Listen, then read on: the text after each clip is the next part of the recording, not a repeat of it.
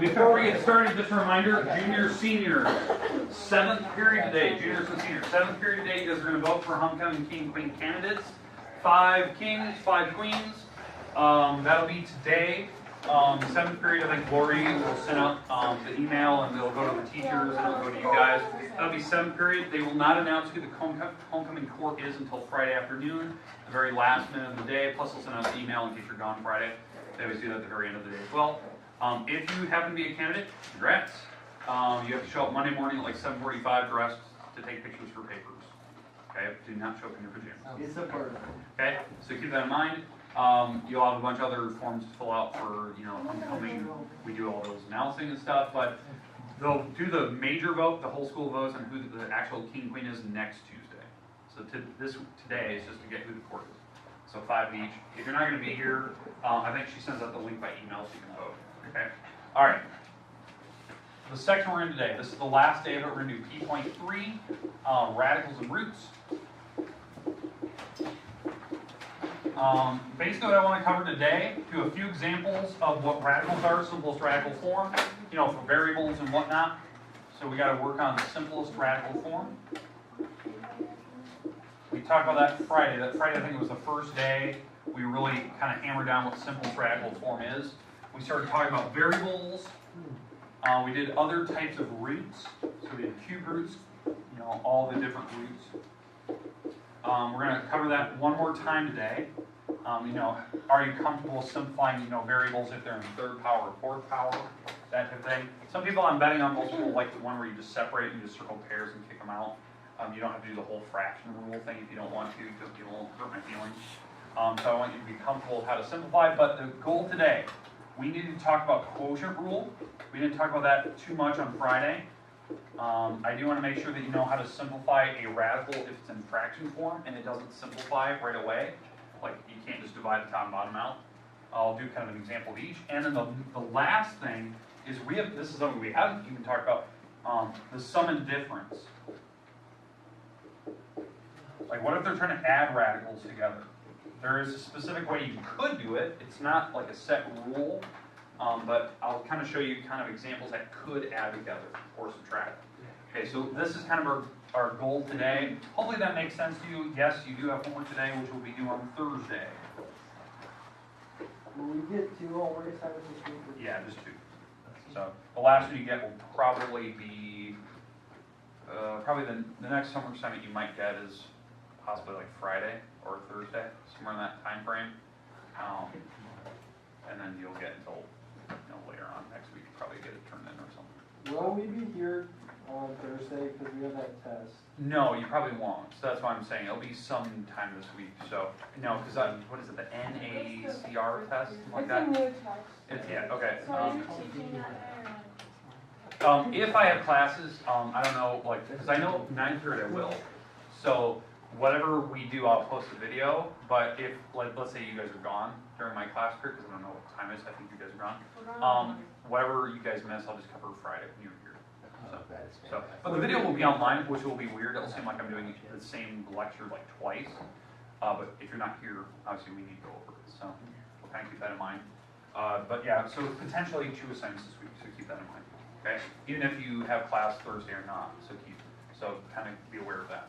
Okay, all right. Let's talk about variables and how to do simplest radical form. Let's just start with kind of a basic one.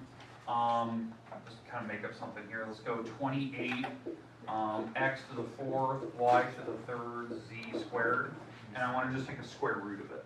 Okay, so simplest radical form. This is like the first couple that you have. Even if they're separated, like there's 2 radicals, whatever it is, let's say it's like something like that, that's fine. You can multiply them together and then simplify it from there. Because remember, you can multiply any type of radical together, so don't freak out that there's multiple radicals. You could just take the 2 times 28 and the x's and put them together and then separate it out. Now, I'll show you both methods here, because I know some people like the separation method, where you can pull them apart and kind of circle pairs, kick them out. I'll show you the one where you could use the fraction rule if you want to see that one. It's not a big deal. I'll get kind of a feel for it today what you prefer. Well, let's do the separation method first, because I think that's kind of easy. For the 28, what are numbers that go into 28? 2 and 2 and 14, okay? And let's break down the 2 and 14 even further. 2 and 7, all right.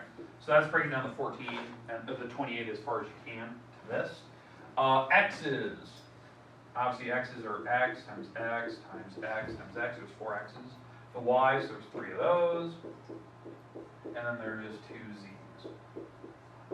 And this is all in the radical sign, so. Okay, make sense? Now, you do not have to do this. Some people, like, they need to see this to be able to understand, like, why does the answer turn out the way it does. Some people can just do it in their head. They just can kind of fly through it. They just kind of know the rules for it. They can just kind of see it. So what is my index number on the outside? 2. So you're looking for pairs, things that match. 2 of them that match at least. If you have a pair, like let's say the 2's here, you can circle them. What's the rule?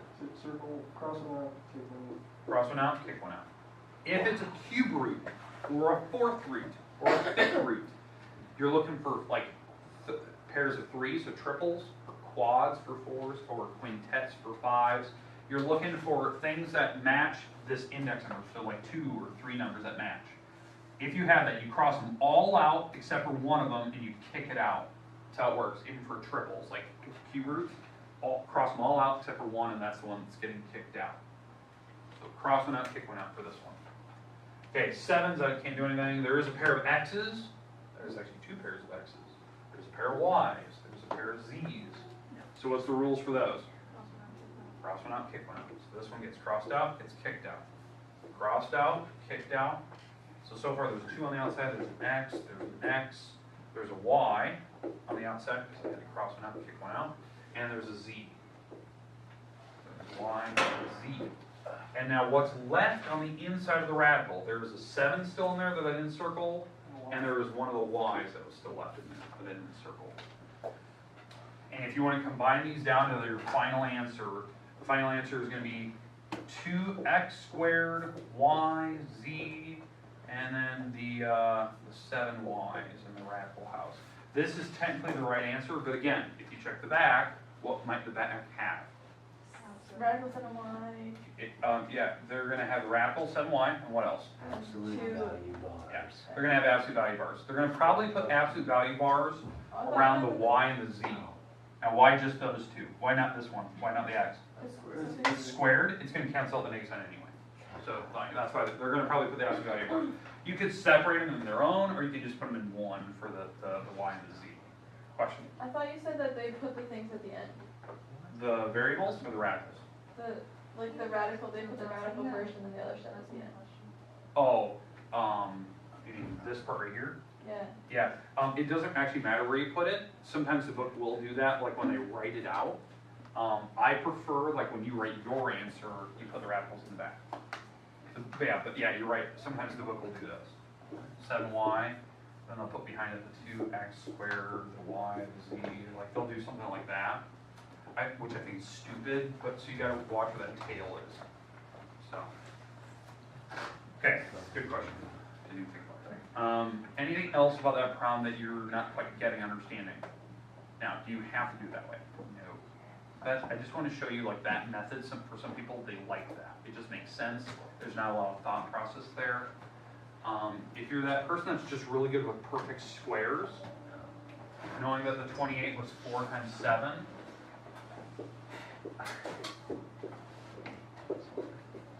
like some people are just really good at, they can separate things that are perfect squares, or, you know, like this. So they can take the square root of 4 to the outside. They can take the square root of x to the 4th, because the x to the 4th, if you're taking a radical of it, you're basically making the x to the 4th and x to the 4 over 2. Because putting a fraction for the power means the bottom number is the radical that's on it. And then this simplifies to make x to the 1st. Or, I'm sorry, x squared, okay? Because 4 divided by 2. So that's how I can take the square root, like, in my head. That I'm taking this number divided by the index number. 4 divided by 2, that's what's on the outside. Y to the second. If I take the second divided by the index number 2, that makes y to the 1st.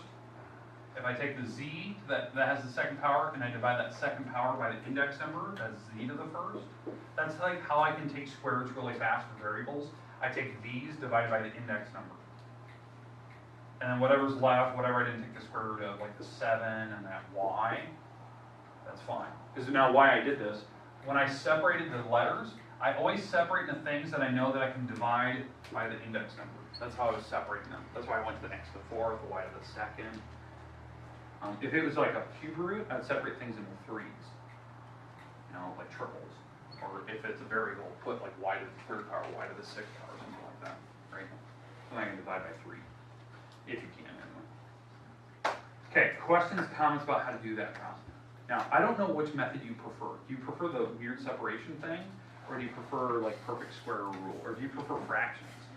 I want to see the fraction one again. Okay, it's kind of like that when you do the fraction rule.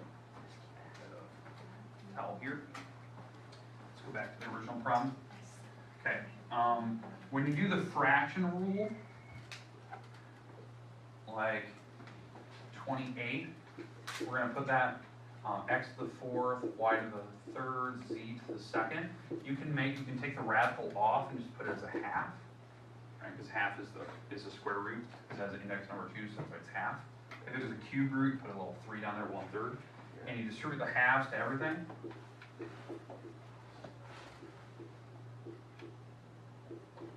Distribute the halves to everything. This. And what I mean by distributing half, you're multiplying half on all the powers. When you multiply half on a whole number, you're actually taking the whole number over 1 times the half. That's why it becomes 4/2 if you go straight across, like that. And then to find the square roots, you can break these down. Like 28 is 4 times 7. Oh, jeez. Ignore that. 4 times 7 is a half, right? And then the x can simplify to be a 2, a nice whole 2. The y is a 1.5. The z is to the first power because I can simplify those fractions. Those are really ugly fractions sometimes, especially that stupid 1/2. In fact, I'm going to write that as 1.5, like that. The 4 and the 7, well, the 4 would get the half, the 7 would get the half. You could distribute that. The x squared, y to the first, or y to the 1/2 is y to the first, y to the half. You can separate into their own fractions. And then anything that has a half on it is still under the radical sign. Anything that doesn't have a half on it would be technically on the outside. And this 4 to the half, you can actually take the square root of 4. It's 2. That's how you do it by fraction rule. So really the 7 and the y will be in the radical, and everything else will be on the outside with the powers I have written there. Okay, now, do I expect you to do it like that? No. It was one of those things I want to show you Friday. Some people said they've seen it last year a little bit. I'd probably expect more people like separate things out and circle them and pick them out, that kind of thing. Okay, questions, comments? Okay, let's talk about, do I need to do different types of roots, like cube roots, fourth roots, stuff like that? Sure. Okay. Okay. Let's do you want a fourth root, a third root? Seventh root. One of 3 and 1. No, that's way out of my league. Okay, let's do let's go 81 x to the third, y to the 7th, Z to the 18. 30. Do the 8. 18, Do the 17. and we're gonna do the third power. Third power. Okay, third power. Okay, we'll do one, and we'll try a fourth root here in a minute. We'll try another fourth root. Okay. X, Y squared, C cubed. Okay. So let's do by the separation rule where you break everything down and you separate them all. If you don't want to do that, it's fine. 81, that can be 9 times 9. Breaking down the x to the third, x second, x and x. Oh my god, that 18. We're all done. Are you joking me right now? You have to I'm write doing this. No, you have to write them all out. No. There's 18. How are we gonna visualize this? I don't know. It's I don't know. not You there. You You know turn what it I off mean. by Friday. Alright. I didn't even think of that before I started. Like 18. That's stupid down to do that. Alright. Now 9 and 9. Let's break that down. I can't believe you guys got me to do that one. 3 and 3 and 3 and 3, and then the x's, and then the y, x's, and then there's a bunch of y. Oh, there's 7 of those, all right, and then there's 18 z's. Oh my god. All right, now, we're doing a cube root, so that means we're looking for triples of things. That's the index number's a 3. So when we're looking for triples, that's the parts we can circle and kick out. So like the 3's here, there is a triple of 3's. So that's something I'm looking for the cube roots. There's a triple of x's. There's actually a couple triples for the 7 y's that are sitting there. One of them won't be circled. For the 18, yeah, there's literally 6 triples that are in there. That's five. Well, there's 6 of them. All right, just a certain technical. All right. Now for the 3's, you have to cross 2 of them out, kick 1 out, because you cross all of them out except for 1, and that's the one you're getting kicked out. So that 3's on the outside. There's still under the cube root. There's still 1 of the 3's left, because that one I didn't even circle it, so that one's left. For the x's, you cross 2 of them out, you kick 1 out, so there's an x on the outside. And no, since we're doing a cube root, you would not need an absolute value bar. Because anything with like an odd power like a cube root, you don't use absolute value bars. We don't care about that. It could be negative. For the y's, there's 2 pairs in there. So you cross 2 of them out, kick 1 out. So there's a y out here. You cross 2 of them out, kick 1 out. So there's actually 2 y's on the outside. And then there's 1 y left on the inside. There was 1 y that I didn't circle. And for the z's, yes, there is, you cross out 2 of them, cross out 2, cross out 2, cross out 2, cross out 2, cross out 2, and you kick 1 out, so there is 6 z's on the outside. And that, technically, what you're looking at there, that would be the answer. Like, that's it. Now, how you can do that faster? Knowing that 27 was a cube root that went in here, it was 27 times 3. So the cube root of 27 is 3, and then you know that 1 3 that was left over in here. The x's, you just take this number divided by the index. So like 3 divided by 3, that's x to the first, that'd be on the outside. 7 divided by 3 doesn't simplify perfectly, so you could separate. So if you're that person that wants to do this whole separation rule, where you try to separate the y's and the z's, you try to separate into things that you can take the cube root of, like the 27, x to the, or y to the 6, x to the 3rd, z to the 18. And then when you pull these items out that are perfect cubes, you divide that number by the index number. So the 27 is a 3, that's a cube root of 27. The x to the 3rd is x to the 1st, so I take 3 divided by 3. Y, I take the 6 divided by 3, so that's y to the 2nd. 18 divided by 3 is 6. That's how you can do the y's, or the variables really quickly. Then anything that was left was the 3 and the y. Like, that's how I can do it without separation rule. I can just divide by the index number. That's using the fraction rule, by the way. That's just not writing fractions out. Okay, questions, comments? That helps you out. Now, if we're doing 4th root, it's the same exact thing. But now you're looking for quads of things. So if I was doing the exact same problem, but doing a 4th root, well, now I have 4 3's. So the 3 would go to the outside, right? Because I cross them all out except for one of them.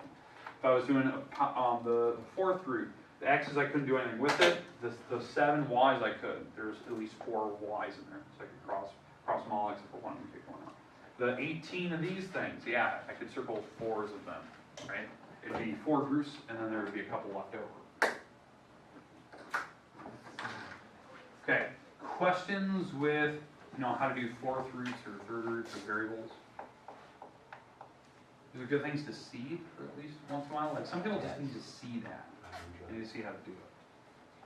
Okay, I know that's really sloppily done, but is there any questions with that? Okay, let's talk about the quotient rule today. I'm going to do 2 problems. I'm only going to do 2 of the quotient rule.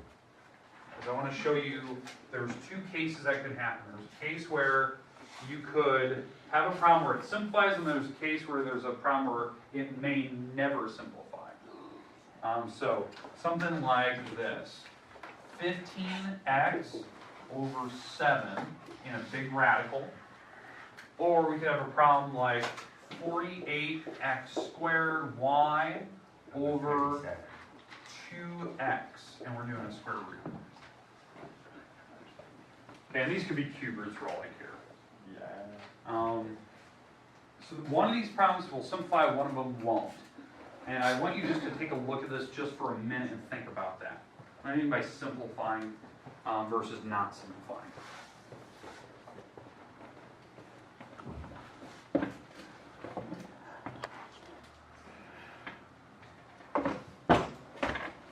You should just teach on top of a desk. Like, just stand on a desk while you're teaching. Oh, it'd be unique. All the Be time. weird. Okay, Better.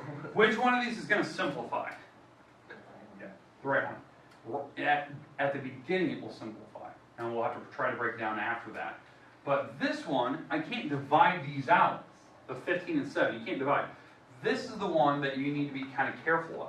This one will take extra work than that one will. But we still have to get it to simplest radical form. So we still have to do some technique to get rid of the radicals. What I mean by that, when you start this problem, you can separate them into their own radical. That's called the quotient rule. You can take the top and bottom in their own radical.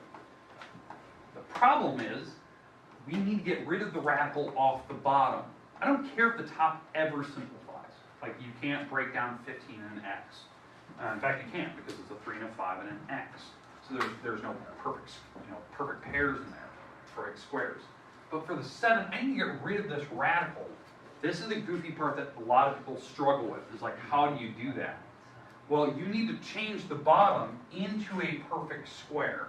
So I think the rule that they always teach is that you multiply by whatever's on the bottom, correct? So if there's a 7 on the bottom, you're going to multiply by a radical 7, both top and bottom. Now, anyone know why you do that? Because the radicals cancel. Yeah, the radical would cancel. Like, you could actually simplify the radicals on the bottom. So you don't have that incorrect math. It's actually simplest form that when you get rid of it. But what am I actually multiplying by? 1. Yeah, you're actually multiplying by 1. It's called the multiplicative identity. You're actually multiplying by number 1, so it's not actually changing your answer. The answer will still be the same decimal in your calculator. It's just the look will change. There will be no radical on the bottom. So the top, 15 times 7 is a 5, carry a 3, it's 105, x, a radical. And on the bottom is the square root of 49.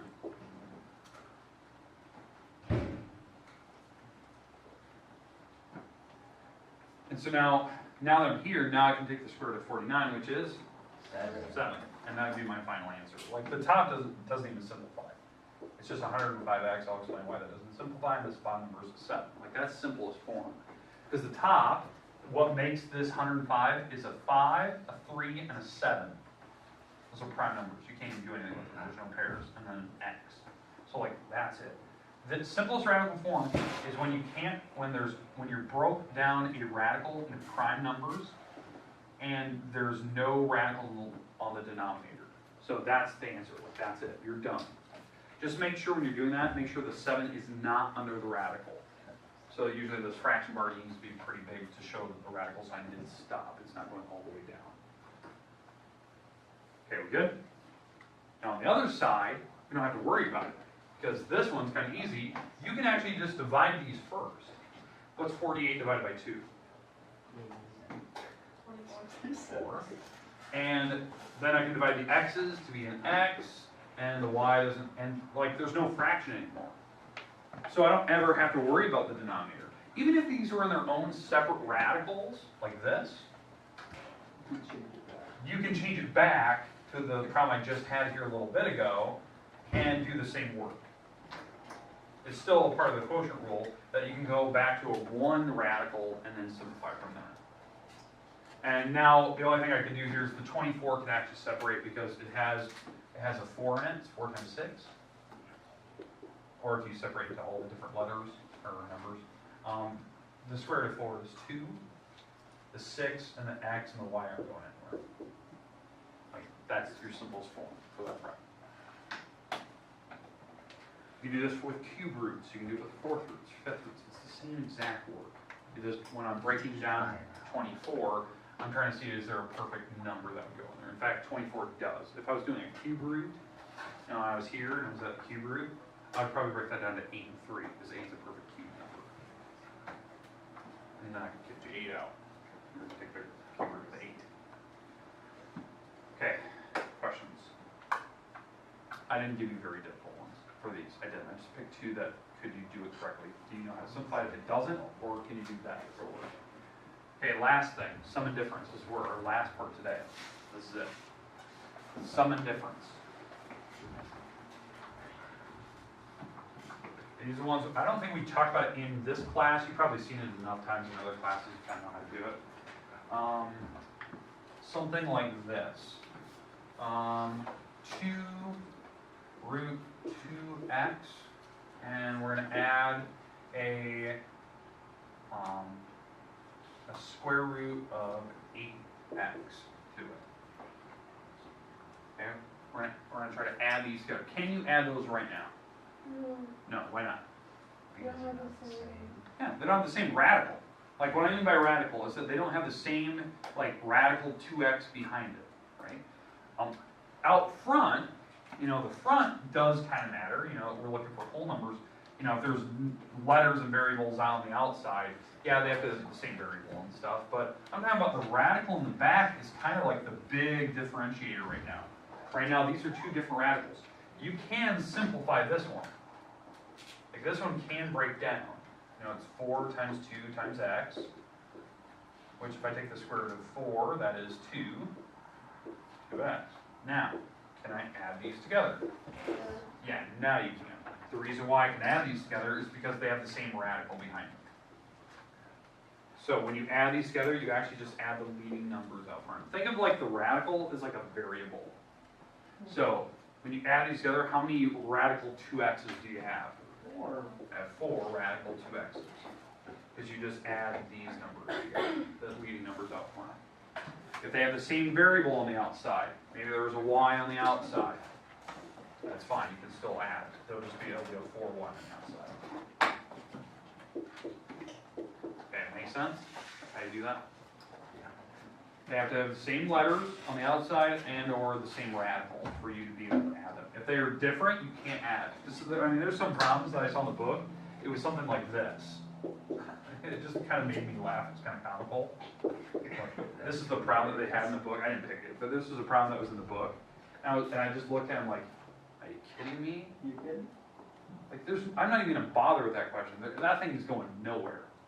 One of them has a y, the other one doesn't. Duh, I'm not even going to waste time. I'm moving on. Okay, questions. Subtraction, same thing, but you can only add and subtract the leading numbers out. And they have to have the same powers. So if there's variables on the outsides or insides, they have to have the exact same power for you to add.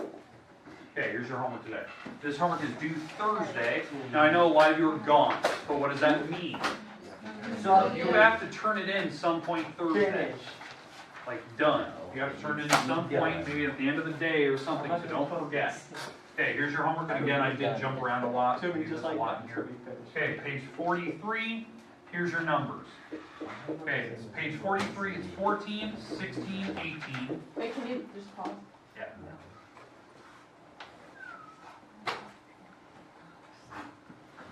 I'm pausing right now. That's not it, don't stop there.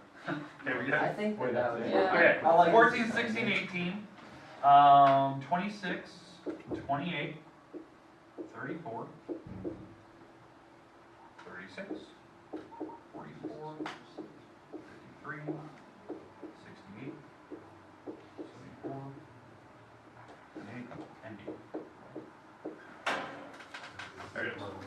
There it is. There's no A, B, C things to these. I don't do that. It's just simplify the radical. That's what you're doing. So some I think the beginning ones, they're just a single radical, simplify them down. It can be a cube root, it can be a square root. The next ones are can you add certain things together. The next few after that, they have the fractions. The ones after that, now we're getting back into cube roots. I think the last 4 or 5 are cube roots, and you actually do the same math. Now the book had 4th roots and 5th roots. I didn't pick any of those. There are some that are huge. I wasn't going to waste my time with those. I just want to test. Do you know the basic rules of radicals? Okay, we're moving on. We're probably looking at a test in here, quiz and tests and everything. Maybe sometime next week, which I know it's not ideal. But the test, I keep this first test quiz relatively simple, easy, just to give us a good basis for grade. we know the basics, and we can move on to the more difficult stuff, like graphing and all that other stuff that we're gonna be going into. Okay. If you were gone last Friday, page 28 was due. If you haven't turned that in, I know some people turned it into the basket here. That's fine. Let's get that turned in. So, Look at the pepper, I can see it. okay, that's it for today. I will put the poll that I had on the board earlier today about the fish. That will be on my website. I'll take a picture of it. If you've already voted, don't worry about it. If you haven't, you want to try that, you want to try voting, I'll put it on there. You can just type in that web address and go. I might even have a hot link that takes you right to it. If you think it's stupid, don't do it. You don't need to. And try not to vote twice. Just keep it honest. So, I was going to, but it doesn't let you. doesn't. Okay, good. Don't vote 8,000. Because I think it keeps track of your IP address. Yeah, I'm pretty it sure. says remove your last. So you could just pull out your phone and vote. Yeah, let's not do that. Oh.